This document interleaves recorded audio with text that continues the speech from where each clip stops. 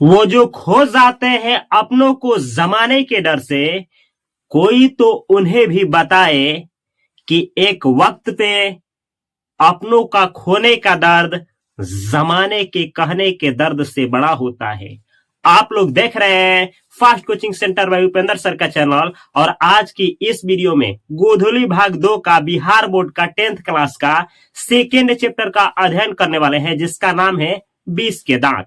इस चैप्टर से exam hall में मिनिमम तो 3 या 5 मार्क्स का क्वेश्चन पूछा जाता है। इस वीडियो को देखने के बाद आपको बुक पढ़ने की भी जरूरत नहीं पड़ेगी। मैं विश्वास दिलाता हूं कि अगर इस चैप्टर से कोई भी क्वेश्चन पूछा जाता है, आपसे छूट जाए, तो आप लोग कमेंट बॉक्स में आ करके जो भी लिखना चाहे, गाली देना भी चाहे तो गाली दे सकते हैं, या फिर आप कहे कि चैनल से इस वीडियो को हटा दीजिए तो मैं हटा दूंगा। चलिए शुरू से शुरू करता हूं। यह है आपका चैनल 20 के दांत, पाठ है आपका 20 के दांत। तो क्वेश्चंस ऐसे पूछा जाएगा, 20 के दांत कौन सा विधा है, यानी क्या है, तो कहिएगा कहानी।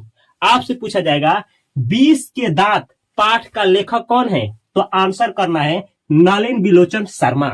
या आपसे पूछा जाएगा नलिन बिलोचन शर्मा किस पाठ का लेखक है, तो आंसर करना है 20 के दांत। अब आपसे पूछा जाएगा ये जो नलिन बिलोचन शर्मा है, इनका जन्म कब हुआ था या कहां हुआ था, तो ऐसे पूछेगा नलिन बिलोचन शर्मा का जन्म कब हुआ था, तो देखिए कब हुआ था, 18 फरवरी 1916 ईस्वी को। आपसे पूछा जाएगा नलिन बिलोचन शर्मा का जन्म कहां हुआ था, तो पटना के बदरघाट में। आपसे पूछा जाएगा कि जन्मजात यानी जन्म से ही नलिन बिलोचन शर्मा कौन सा भाषा बोलते थे, तो भोजपुरी। आप भी जानते हैं अगर बिहार के रहने वाले हैं, इनका तो जन्म पटना में हुआ था, तो बिहार में भोजपुरी बोला जाता है, तो ये जन्मजात जो थे भोजपुरी भाषी थे। अब आपसे पूछा जाएगा नलिन बिलोचन शर्मा का पिता कौन थे, तो क्या आंसर करना है, पंडित राम अवतार शर्मा। आपको बतला दे कि पंडित राम अवतार शर्मा के ना बहुत लड़के थे, उनमें सबसे ज्येष्ठ पुत्र यही थे, कौन, नलिन बिलोचन शर्मा। आपसे पूछा जाएगा नलिन बिलोचन शर्मा का मां कौन थी, तो कौन थी, रत्नावती शर्मा। यहाँ पे लिखे हैं रत्नावती शर्मा। अब आपसे पूछा जाएगा नलिन बिलोचन शर्मा स्कूल की पढ़ाई के लिए कहा गए थे, तो स्कूल की पढ़ाई के लिए कहा गए थे, पटना कॉलेजिएट स्कूल। ये पटना कॉलेजिएट स्कूल से क्या किए थे, स्कूल का पढ़ाई किए थे। अब देखिए आपसे पूछा जाएगा कि नलिन बिलोचन जो शर्मा है वो एमए के लिए कहा गए थे, तो देखिए पटना विश्वविद्यालय जो है ना, वहीं से संस्कृत और हिंदी में क्या किए थे, एमए किए थे। तो आपसे पूछा जाएगा ऐसे, नलिन बिलोचन शर्मा कहां से एमए किए, तो पटना विश्वविद्यालय से। किस भाषा में एमए किए, तो संस्कृत और हिंदी भाषा में एमए किए। ये क्वेश्चंस कई बार एग्जाम हॉल में पूछा जा चुका है। अब आपसे पूछा जाएगा कि ये जो नलिन बिलोचन शर्मा है वो कब मरे, तो एक कहानी है, थोड़ा सुनिएगा। कहा जाता है कि 1959 ईस्वी में पटना विश्वविद्यालय, जो पटना है ना, वहां के विश्वविद्यालय के हिंदी विभाग के ये अध्यक्ष थे। कब, तो 1959 में। इसी में देखिए 1959 ईस्वी में पटना विश्वविद्यालय के हिंदी विभाग के ये क्या थे, अध्यक्ष थे। और अध्यक्ष होते हुए ही उनका निधन हो गया, 12 सितंबर 1961 ईस्वी को क्या हुआ, मर गए। यानी पटना में विश्वविद्यालय के हिंदी विभाग के अध्यक्ष थे, और उसी समय इनका 12 सितंबर 1961 का क्या हो जाता है, निधन हो जाता है। अब आपसे पूछा जाएगा इनका कुछ रचना है, रचना मतलब कुछ कृतियां है जो पूछा जाएगा। जैसे आपसे पूछा जाएगा दृष्टिकोण किनकी रचना है, चाहे दृष्टिकोण का लेखक कौन है, नलिन बिलोचन शर्मा। या आपसे कहेगा नलिन बिलोचन शर्मा निम्नलिखित में किसका रचना किए हैं, तो दृष्टिकोण का। या ऐसे पूछेगा साहित्य का इतिहास दर्शन का लेखक कौन है, नलिन बिलोचन शर्मा। या बोलेगा नलिन बिलोचन शर्मा निम्नलिखित में से किसका रचना किए हैं, अदिया रहेगा साहित्य का इतिहास दर्शन का। या इसको बहुत बार पूछा गया है, मानदंड किनकी रचना है, तो नलिन बिलोचन शर्मा की। अब आपसे पूछा जाएगा कि 20 के दांत जो पाठ है, जो कहानी है, वह कहां से लिया गया है, तो आप आंसर करेंगे 20 के दांत तथा अन्य कहानियां से। देखिए 20 के दांत तथा अन्य कहानियां कहानियों का संग्रह है, यानी इसमें बहुत सारी कहानियां हैं इस कहानी संग्रह में, और यहीं से आपका पाठ लिया गया है जिसका नाम है 20 के दांत।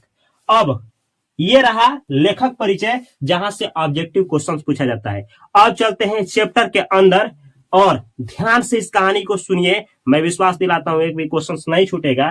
पहले ये देखिए, दो वर्ग में कहानी है। एक है निम्न मध्यम वर्ग, यानी दो परिवार की कहानी है। एक गरीब परिवार, निम्न मध्यम वर्ग का मतलब क्या होता है? बहुत गरीब, जो खाने के लिए सोचते हैं, जो खाने के लिए ना कहीं पे अपना गुजर बसर करने के लिए दूसरे के यहाँ काम करते हैं। तो एक परिवार ये है निम्न मध्यम वर्ग परिवार, और एक थोड़ा अमीर है जिसके पास थोड़ा पैसा है, तो ये है मध्यम वर्ग परिवार। अब इन दोनों परिवार में क्या होगा? झगड़ा। ये देखिए, निम्न मध्यम वर्ग परिवार में कौन कौन से लोग हैं थोड़ा जान लीजिए। तो इसमें है 3 लोग। एक है मालिक, निम्न मध्यम वर्ग परिवार के जो मालिक है, जो मुखिया है, वो कौन है? गिरधरलाल। गिरधरलाल। और इनकी एक पत्नी है जिसका बुक में नाम नहीं दिया है, और इनका एक बेटा है, बेटा जिसका उम्र कितना है? 5 से 6 वर्ष, और नाम क्या है? मदन। आपसे पूछा जाएगा 20 के दांत कहानी का नायक कौन है? नायक, नायक मतलब हीरो कौन है? तो यही मदन है।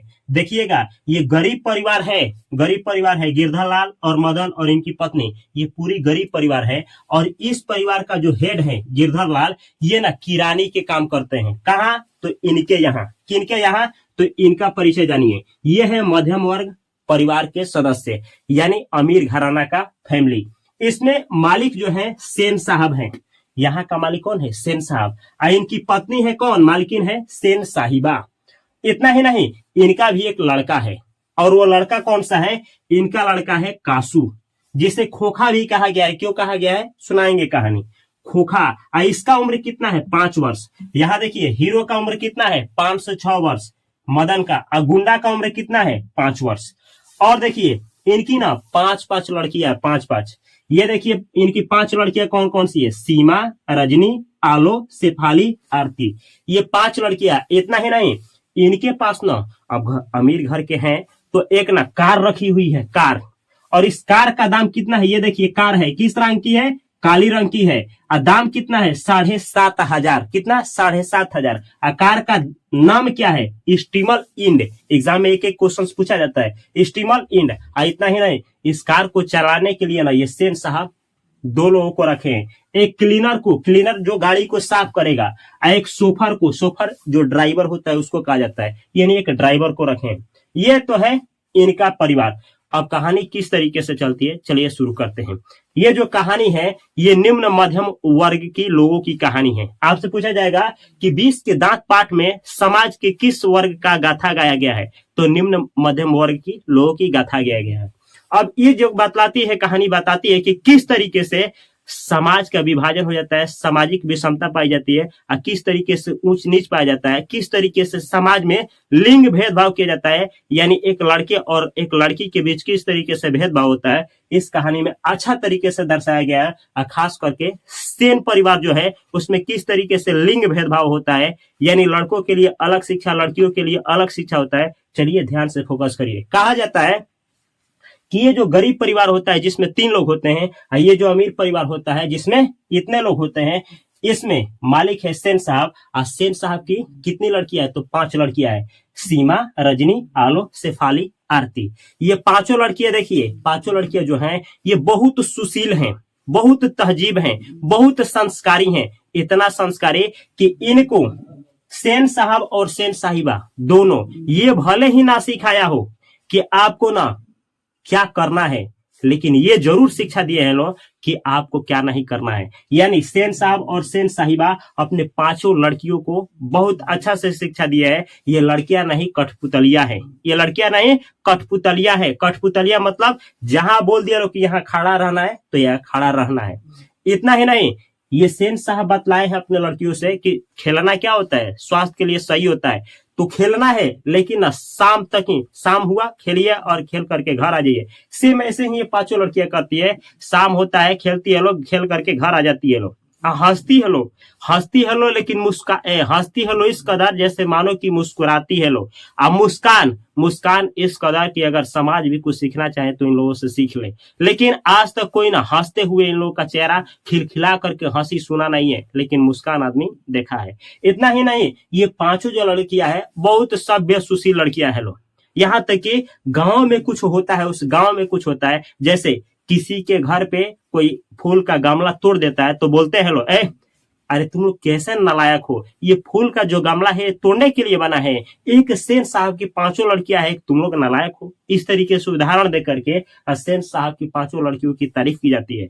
सेन साहब की 5 लड़कियां जो है बहुत अच्छी है लो, संस्कारी है लो, इतनी अच्छी कि देखिए इन लोगों के लिए ना सेन साहब अलग तरीके से शिक्षा का व्यवस्था की है, अलग तरीके से शिक्षा का व्यवस्था, अलग तरीके से जीवन जीने की व्यवस्था, अलग तरीके से खेलने का व्यवस्था, सब कुछ अलग है इन लोगों के लिए सेन साहब बनाए हैं। इतना ही नहीं, ये जो सेन साहब की 5 लड़कियां हैं ये इतनी अच्छी है लोग कि जहां कहा जाए वहां खड़ी होती है लोग। और इन लोगों से, इन 5 से ना इस कार को किसी भी तरीके से कोई दिक्कत नहीं है, इस पे कोई दिक्कत कोई खरोच आने वाला नहीं है। लेकिन लेकिन लेकिन इन्हीं के घर में एक लड़का है। कौन है वो लड़का? है कासू। देखिए सेन साहब दो लोग को रखे हैं, एक क्लीनर और सोफर को। आप बोले हैं इन दोनों लोगों से पहले ही सेन साहब बोल दिए हैं कि देख लो, जान लो तुम लोग, अगर ये जो कार है, कौन सी कार? ये कार जो है बोला जाता है कि सेन साहब के दरवाजे के ठीक सामने बरसात में एक नई मॉडल की कार जो नया नया आई है, एकदम चमचमकती कार, किस रंग की? काली रंग की। ऐसी कार जिसमें अगर तुम अपना ना चेहरा देखना चाहो तो पूरा धक्का धक देख सकते हो, जिस पर एक भी धाबा नहीं है, एक भी धाबा नहीं है, और जिसका दाम है 7,500। और नाम है क्या? स्टीमल इंड। चमक इस कदर कि अगर चेहरा भी देखना चाहो तो उसमें देख लो। इस तरह एक भी धाबा नहीं। सेन साहब पहले ही बोल दिए हैं क्लीनर और सोफर को कि जान जाना, अगर इस कार पे एक भी धाबा कोई किया, कोई खोखा या खोखी किया, खोखा मतलब क्या? कोई बच्चा, खोखी मतलब क्या? कोई बच्ची, एक भी बच्चा या बच्ची इस कार पे क्या किया? धाबा किया, तो तुम दोनों का खैर नहीं। तुम दोनों को क्या करेंगे? तुम ही दोनों जान जाना। ये कौन बोले हैं? ये बोले हैं सेन साहब। इस पर क्लीनर और सोफर विशेष रूप से ना ध्यान देते हैं। किस पे? नई मॉडल की कार है। इस तरीके से ये कार इस तरह से है जैसे मानिए कि घोंसला में क्या बैठी है? कोयल बैठी है, और कब कोयल घोंसले से उड़ जाए, इसी तरीके से ये गाड़ी भी भगती है, कब यहाँ है और कब यहाँ से दूसरे जगह चली जाए कोई नहीं जानता है। ये सेन साहब पहले ही बोल दिए हैं, और क्लीनर और सोफर विशेष रूप से गाड़ी का ध्यान देते हैं लोग। लेकिन इस गाड़ी पर किसी का खरोच पड़ने वाला है तो एक ही है, और वह है कौन? इन्हीं का लड़का कासू। आपसे कुछ बोले थे ना, ये सेन साहब क्या बोले थे? कोई भी खोखा खोखी गाड़ी के पास नहीं भटकना चाहिए। खोखा मतलब क्या? लड़का। खोखी मतलब क्या? लड़की। यानी कोई भी बच्चा बच्ची नहीं भटकना चाहिए। लेकिन एक खोखा है जो इस गाड़ी को क्या करता था? खोख देता था। और वह खोखा कौन था? वह खोखा था कासू। इसीलिए खोखा का मतलब गाड़ी को छूने वाला। तो ना कासू का दूसरा नाम खोखा है और खोखा का दूसरा नाम कासू है। और कासू का ये चाहे खोखा का ये किन का लड़का है? तो सेन साहब का है। ये जो कासू है, अगर गाड़ी को किसी तरह से दिक्कत होने वाला है तो इसी से होता है। यही वह है कि ना इसको पंचर करता रहता है, भड़काता रहता है। इतना ही नहीं, ये जो कासू है ना, खोखा है, ये घर और जीवन के नियम में क्या है? अपवाद है। यानी सेन साहब जो है ना, इसके लिए अलग नियम बनाए हैं। इसको खेलने का अलग नियम है, घूमने का अलग नियम है, पढ़ने का अलग नियम है, और जीवन जीने का भी अलग नियम है। यहाँ तक कि जीवन जीने का मतलब क्या? सेन साहब चाहते हैं कि हमारा जो लड़का है ना, वो बड़ा होकर के क्या बने? बिजनेसमैन, इंजीनियर बने। सपना देखते हैं। लेकिन ये तो किसी और फील्ड में माहिर होता है और सपना कुछ और देखते हैं। देखिए, इसीलिए कहा गया है कि खोखा जो होता है वो घर के नियम, मतलब जो भी घर में नियम होता है ना कि ये नहीं करना है, उसका ये विपरीत ही करता है। और जीवन के नियम का मतलब क्या? कि सब लोगों के लिए ना ये किया गया है कि तुम पढ़ लिख करके कुछ बनो। इसके लिए अलग है जीवन का नियम कि तुमको कुछ बनना नहीं है, तुमको इंजीनियर या बिजनेसमैन बनना है। लेकिन इसमें तो कुछ अलग ही टैलेंट है, जिसका उम्र कितना है? 5 वर्ष। 5 वर्ष एग्जाम में पूछा जाएगा कासू का उम्र कितना था? 5 वर्ष। ये कासू का दूसरा नाम क्या है? खोखा। खोखा कौन था? कासू। अब इतना तो सही रहा। इतना ही नहीं, ये कासू इतना खतरनाक है कि जब मुंड घूमता है ना तो इन 5 लड़कियों को, यानी सेन साहब की 5 लड़कियों को लगातार मारता है गधे की तरह। इतना ही नहीं, कभी कभी तो क्लीनर और सोफर पे भी हाथ छोड़ देता है। यानी एक तरफ से उधम नहीं बोला जाता, उदंडी लड़का, इस तरीके से ये लड़का होता है। अब इतना ही नहीं, कहा जाता है कि सेन साहब जो है ना, इनके पास अमीर है तो घर है, और ना घर में क्या होता है? तो भड़कीले घर में ना, भड़कीले ड्राइंग रूम में जैसे इमेजिन करिए, इमेजिनेशन करिए कि इनका भड़कीला रूम होता है, उसमें ना सेन साहब से मिलने के लिए इनके दोस्त यार आते हैं लोग, तो मीटिंग शुरू हो जाता है। हम मीटिंग शुरू होता है तो बात, जब कोई टॉपिक नहीं मिलता है तो बात यहीं छिड़ जाता है कि किसका लड़का क्या करेगा और किसका लड़का आगे जाकर के क्या बनेगा। इससे पहले कि उसमें कोई कुछ बोलना शुरू करे, सेन साहब तो अपना आगे ही गाना शुरू करते हैं। तुम लोग क्या कहोगे? अरे कोई कुछ करेगा चाहे नहीं करेगा, हम तो अपने लड़के को ना क्या करेंगे, हम अपने लड़के को बिजनेसमैन या इंजीनियर बनाएंगे। अब बनाएंगे नहीं, बना रहे हैं, ये बनाएंगे नहीं बना रहे हैं। ये बतलाते हैं कि अभी से हम क्या किए हैं ना कि जो कारखाने का जो मिस्त्री होता है, कारखाने का जो बढ़ई मिस्त्री होता है, उसको हम पहले से ही बोल दिए हैं कि भाई मेरे घर पे आओ, 1 से 2 घंटा मेरा जो बेटा है ना उसको क्या करो, ठोक ठाक करने का ट्रेनिंग दो। कि ना ठोक ठाक ट्रेनिंग दोगे करने का तो इसका हाथ क्या हो जाएगा, बैठ जाएगा, और ना ये किसी भी चीज में इंटरेस्ट लेने लगेगा। तो इससे होगा क्या कि आगे सफलता मिल जाएगी। ये कहते हैं कि, बोलते हैं सेन साहब, आजकल पढ़ने से कोई फायदा थोड़े है, फिजूल की पढ़ाई करने से कोई थोड़े फायदा है। अरे अभी से कोई काम करने लगेगा तो हाथ पुर्जा बैठ जाएगा, तो बड़ा होगा तो क्या होगा, बड़ा होगा तो जानकारी रखेगा। और भारत के हम जो भारतीय है, हिंदुस्तानी लोग हैं, इन लोगों को समझ में थोड़े आता है। ये बोलते हैं कौन, तो सेन साहब बोलते हैं। इससे पहले ऐसा होता है, उसी में एक पत्रकार महोदय आए होते हैं मीटिंग में, उसी मीटिंग चल रहा होता है, उसमें पत्रकार महोदय आए होते हैं। अब पत्रकार महोदय का एक छोटा सा लड़का होता है, बहुत होशियार होता है, बहुत समझदार होता है। तो उसी में से ना और लोग उठ करके कहते हैं पत्रकार महोदय से, आपका लड़का तो बहुत अच्छा है जी, बहुत समझदार है, ये इसको स्कूल में पढ़ने जाता है क्या? इस पर ये, इससे पहले कि पत्रकार महोदय अपने लड़की के बारे में कुछ बोले, सेन साहब उठ करके अरे जानते हैं हम अपने लड़के को ना इंजीनियर बनाएंगे, इंजीनियर बनाएंगे। अब सब कोई सुनता है, गजब का हाल है, किससे पूछा जा रहा है, कौन आंसर दे रहा है? अब सेन साहब से पूछा जाता है, आप बतलाइए। सेन साहब से छोड़ करके अब पत्रकार महोदय से पूछा जाता है, पत्रकार महोदय आप बतलाइए, आप अपने बेटे को क्या बनाना चाहते हैं? तो पत्रकार महोदय, ये देखिए पत्रकार महोदय जो है चुप रहते हैं, उसके बाद बोलते हैं, हमारा लड़का जीवन में कुछ करे या ना करे, वो तो जो भी करेगा अपने मन से करेगा, लेकिन मैं अपने लड़के को ना जेंटिलमैन बनाऊंगा। जेंटिलमैन क्या? जेंटिलमैन। जेंटिलमैन का मतलब होता है कि ईमानदार आदमी, एक नेक आदमी, एक ऐसा आदमी जिस पे कोई विश्वास कर सके। तो आपसे पूछा जाएगा, पत्रकार महोदय अपने बेटे को क्या बनाना चाहते थे? जेंटिलमैन। तो जेंटिलमैन बनाएंगे। इस पर जब ये सुनते हैं सेन साहब की ये अपने लड़के को जेंटिलमैन बनाएंगे, तो ऐसे करते हैं।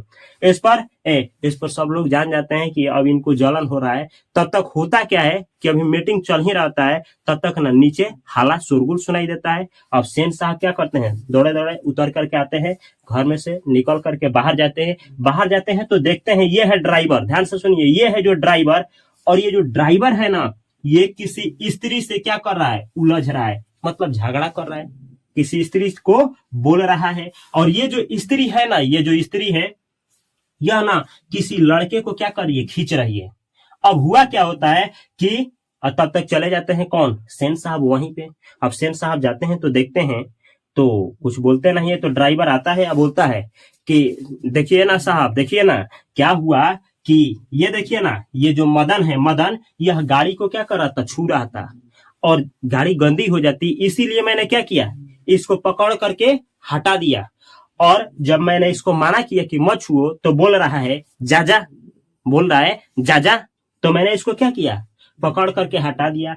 इस पर ये जो गिरधर की पत्नी है, कुछ बोलने वाली होती है कि ये केवल हटाया नहीं है, मारा भी है, कुछ बोलने वाली होती है। किससे? सेन साहब से। लेकिन अब बोल नहीं पाती है, क्योंकि सेन साहब क्या होते हैं, चुप होते हैं, अपने होठों को सटाए होते हैं। तो इतना देख करके ये चुप हो जाती है। और सेन साहब बोलते हैं, इस पर थोड़ा धैर्य रख करके थोड़ा जोर से बोलते हैं, कहते हैं किससे, गिरधर की माँ से, कहते सॉरी इससे मदन की माँ से कहते हैं मदन की माँ, मदन को ले जाओ और देखना आज की बात से ऐसा हरकत ना करे।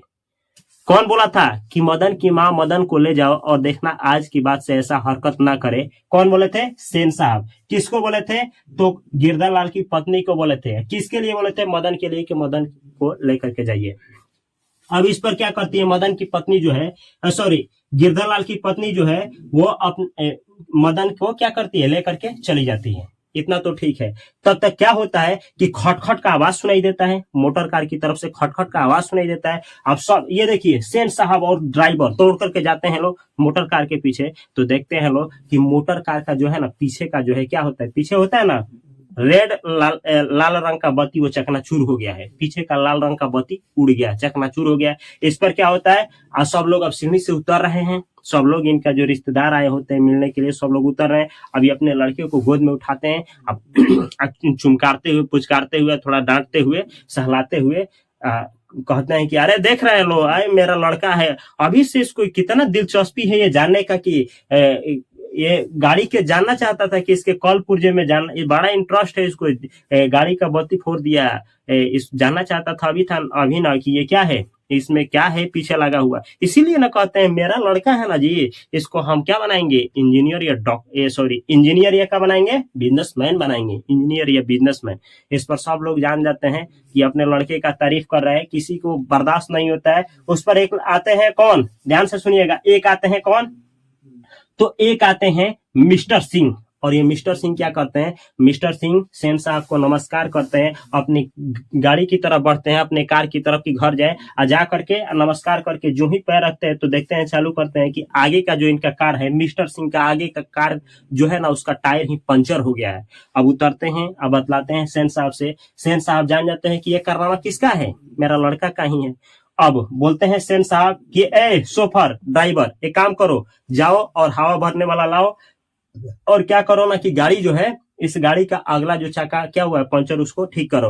और तब तक लॉन है, लॉन बोला जाता है घास का मैदान, लॉन में क्या करो, कुर्सी लगा दो, हम लोग बैठते हैं। अब ये लोग बैठते हैं, और तब तक क्या होता है, एक होता है मुखर्जी साहब, याद रखिएगा एग्जाम में पूछा जाता है, मुखर्जी साहब, ये मुखर्जी साहब हैं। आपसे पूछा जाएगा ना कि कौन ऐसे थे जिनके गाड़ी में खरोच नहीं आया था, मुखर्जी साहब। ये मुखर्जी साहब के ना गाड़ी में कुछ नहीं हुआ होता है। मुखर्जी साहब क्या करते हैं कि ना कुछ रिश्तेदार होते हैं, उनको आप पत्रकार महोदय को अपने गाड़ी में बैठाते हैं और लेकर के चले जाते हैं। अब मिस्टर सिंह, ये जो मिस्टर सिंह है और सेन साहब कुछ बात करते हैं लोग, इस पर ना आकर के ये सोफर बतलाता है बाद में कि सर जो गाड़ी के पीछे वाला टायर है ना वो भी पंचर हो गया है। फिर उसको भी बदल करके इनको क्या किया जाता है, मिस्टर सिंह को रिहा किया जाता है। मिस्टर सिंह जब चले जाते हैं तब थोड़ा आते हैं गर्मजोशी में सेन साहब, कहते हैं कि बुलाइए तो किसको, गिरधर को। अब गिरधर को बुलाया जाता है।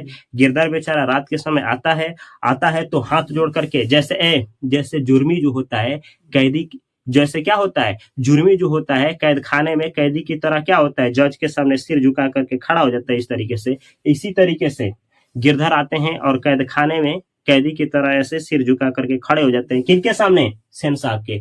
सेन साहब कहते हैं, हेलो गिरधर, सुनो, तुम्हारा जो लड़का है वो ना दिन पर दिन बिगड़ता जा रहा है। अरे देखो ना, उस दिन की बात है कि ना जो ड्राइवर था उसको क्या कर रहा था, गाड़ी से हटा रहा था कि गाड़ी को छुएगा तो गंदा हो जाएगा। तो ये तो बात ठीक है, तो वो हुआ क्या कि वो क्या किया था, वो मारने जा रहा था, ड्राइवर को ही मारने जा रहा था, मेरे सामने ही मारने जा रहा था। उसका इतना मन बढ़ गया, देखो उसको संभालो तुम। देखो ना, ऐसे ही लड़के ना आगे जाकर के गुंडा, चोर और डाकू बनते हैं। क्या बनते हैं, गुंडा, चोर, डाकू। पूछा जाएगा गुंडा, चोर, डाकू किसे कहा गया है, मदन। कौन कहे थे, तो सेन साहब कहे थे। अब ये सुनता है बेचारा, कौन, गिरधर लाल सुनता है, और सुन करके और ये बोलते हैं सेन साहब अब तुम जाओ। चला जाता है। जाने के बाद शाम होती है, शाम के बाद तो ये देखिए, थोड़ा ऐसे समझिए, ये है इनका परिवार। जैसे एक रूम, जैसे मानिए कि यहाँ घर है, यहाँ घर है, तो ये है सेन परिवार, और इसी के सटा हुआ आउट हाउस मतलब थोड़ा दूरी पे। अच्छा, इनका किस आउट हाउस, पूछा जाएगा कहाँ रहते थे, तो आउट हाउस में, मतलब इन्हीं के घर के बगल में रहते थे। किराया पे लिए थे।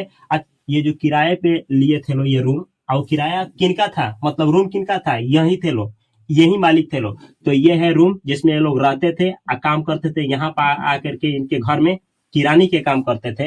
अब होता क्या है कि ना रात को गिरधर जाता है और अपने लड़के को मारना शुरू करता है।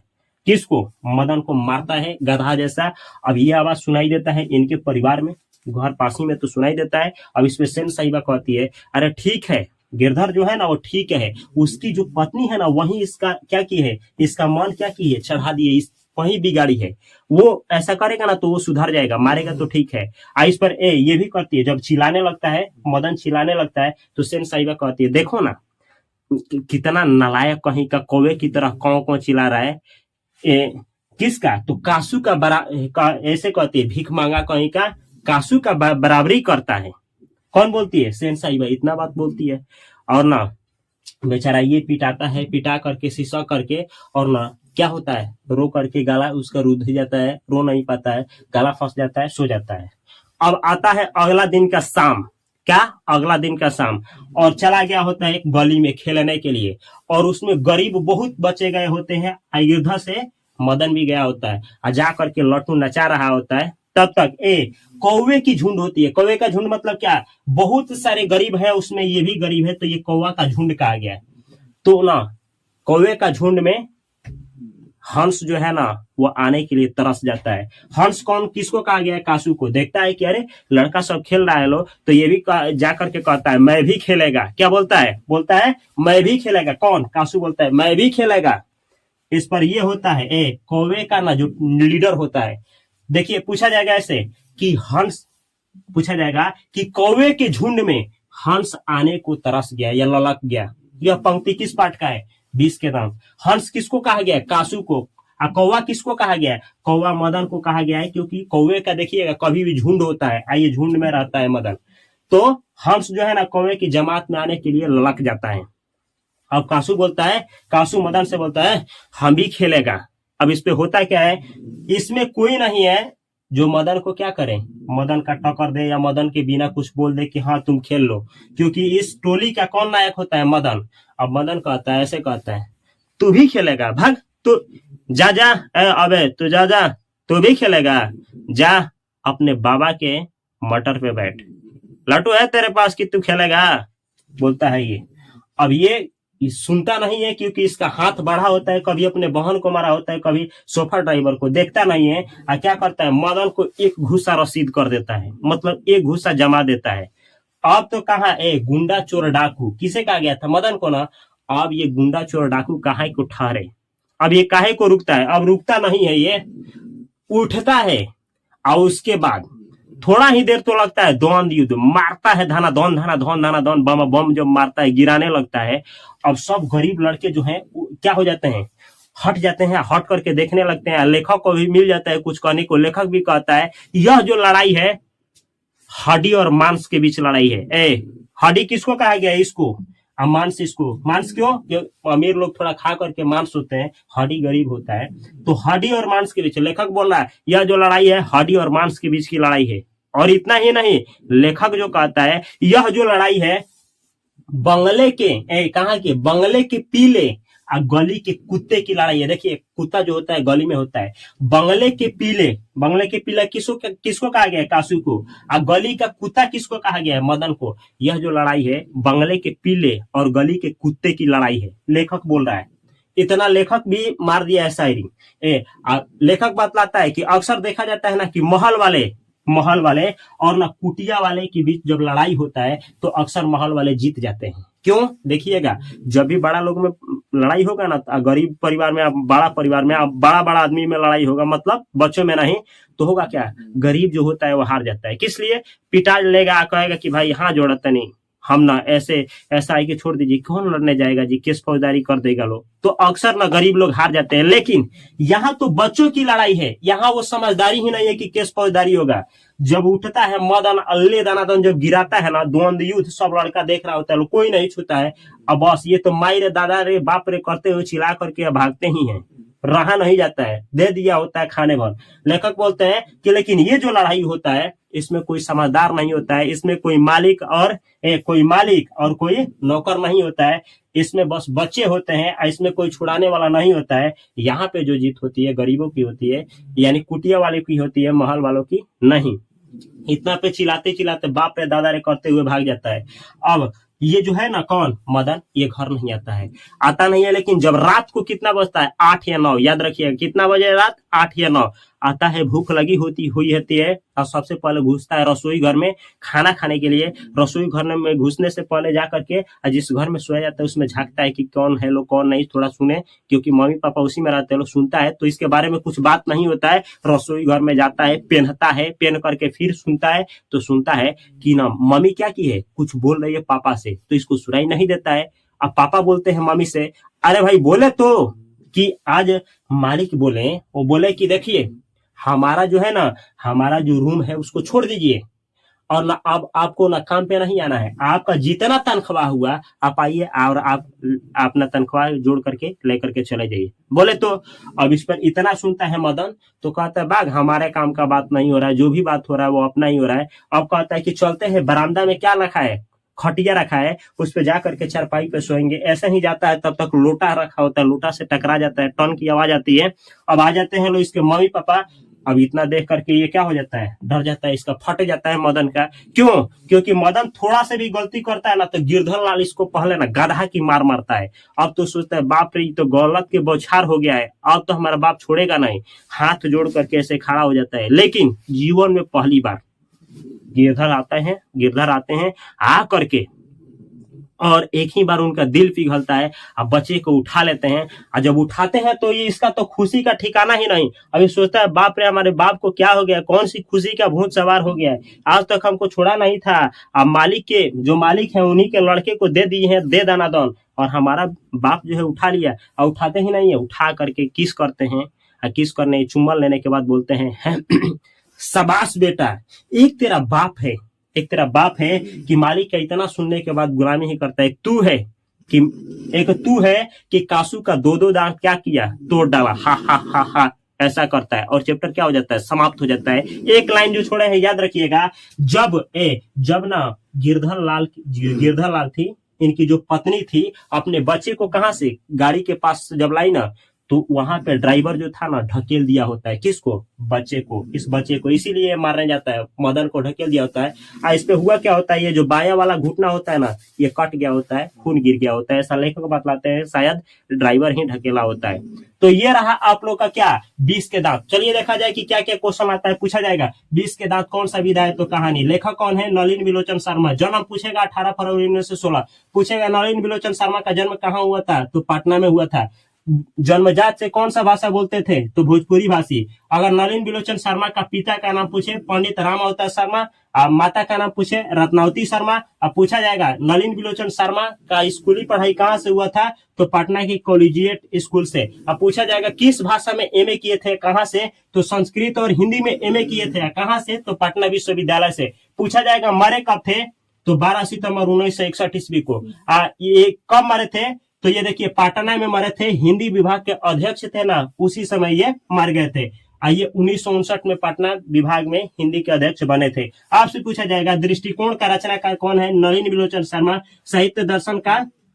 साहित्य का इतिहास का दर्शन, वो तो नलिन बिलोचन शर्मा। मानदंड का रचनाकार, तो नलिन बिलोचन शर्मा। अब पूछा जाएगा 20 के दांत कहानियां कहां से लिया गया है, तो 20 के दांत तथा अन्य कहानियों संग्रह से लिया गया है। अब चैप्टर के अंदर सब्जेक्टिव पूछा जाता है, पहले कार के बारे में पूछा जाएगा, कार कैसी थी, तो काली रंग की। आपसे पूछा जाएगा कार का दाम कितना था, तो 7,500। कार का नाम क्या था, तो स्टीमल इन। अब पूछा जाएगा कि ना सेन साहब के कितनी पुत्रियां थी, तो सीमा, रजनी, आलो, शेफाली, आरती, 5 पुत्रियां थी। पूछा जाएगा सेन साहब का बच्चा का नाम क्या था, लड़का का, तो कासू या खोखा। कासू किसे कहा गया, खोखा को। खोखा किसे कहा गया, कासू को। यानी सेन साहब की कुल कितने संतानें थी, तो 5 लड़की 1 लड़का, 6 संतान। अगर केवल लड़की पूछे तो 5, केवल लड़का पूछे तो 1, संतान पूछे यानी लड़का लड़की दोनों तो 6। अब पूछा जाएगा कि सेन साहब की पत्नी कौन थी, सेन साहिबा। अब आपसे पूछा जाएगा सेन साहब अपने बेटे को क्या बनाना चाहते हैं, तो बिजनेसमैन या इंजीनियर। इतना ही नहीं, जब ये बनाना चाहते थे ना बिजनेसमैन इंजीनियर, तो कुछ लोग बोलते थे, गांव के लोग, क्या बना रहे हैं आप, अपने लड़के को 5 साल का हो रहा है ना, इसका एडमिशन किंडरगार्टन, याद रखिए किंडरगार्टन स्कूल में एडमिशन करा दीजिए। ये सलाह देते थे, गांव के लोग देते थे, किनको, सेन साहब को देते थे। तो ये तो पूछा जाएगा। अब पूछा जाएगा मिस्टर सिंह पूछा जाएगा किसके कार जो है ना पंचर हो गया था, टायर, तो मिस्टर सिंह का। किसका गाड़ी जो है ना वो पूरा सेफ था, कुछ नहीं होता, मुखर्जी साहब का। पूछा जाएगा पत्रकार महोदय अपने बच्चे को क्या बनाना चाहते थे, जेंटलमैन। आपसे पूछा जाएगा सोफर को क्या कहा जाता है? ड्राइवर। या ड्राइवर को क्या कहा जाता है? तो सोफर। अब पूछा जाएगा कि गिरधरलाल का बेटा कौन था? मदन। मदन किसका पुत्र था? गिरधरलाल का। आप पूछा जाएगा गिरधरलाल का परिवार कैसा था? निम्न मध्यम वर्ग परिवार। आपसे पूछा जाएगा 20 की दांत जो कहानी है वो किस समाज की कहानी को उजागर करती है? तो निम्न मध्यम वर्गीय परिवार की कहानी है। आप लोग देख रहे थे fast coaching centre by Upendra sir का चैनल। यह वीडियो बहुत ही बड़ा था मानते हैं, लेकिन एक भी क्वेश्चन आपसे छूटेगा नहीं। अगर मेरा प्रयास आप लोग को अच्छा लगा है तो इस चैनल को सब्सक्राइब करके बेल आइकन की घंटी को अवश्य दबाएं। यही वह चैनल है जिसपे 10th और 12th क्लास की तैयारी की जाती है। बिहार बोर्ड की ऑल सब्जेक्ट का तैयारी किया जाता है। यहाँ संस्कृत का पूरा चैप्टर पढ़ा हुआ है। और देखिए ना, संस्कृत हो गया, ऑल सब्जेक्ट है। तो प्लेलिस्ट में, इस चैनल के प्लेलिस्ट में जाइए और यहाँ दो चैनल है। इस चैनल को भी सब्सक्राइब करके बेल आइकन की घंटी को दबा लीजिए। फेसबुक, इंस्टाग्राम, हर एक जगह पे फास्ट कोचिंग सेंटर जो चैनल है उसको ज्वाइन करिए। मैं मिलता हूँ बेहतर कंटेंट के साथ अगले वीडियो में। तब तक के लिए अपने दोस्तों के साथ और उनके साथ शेयर करना ना भूले, नहीं तो वो भी फेल हो जाएंगी।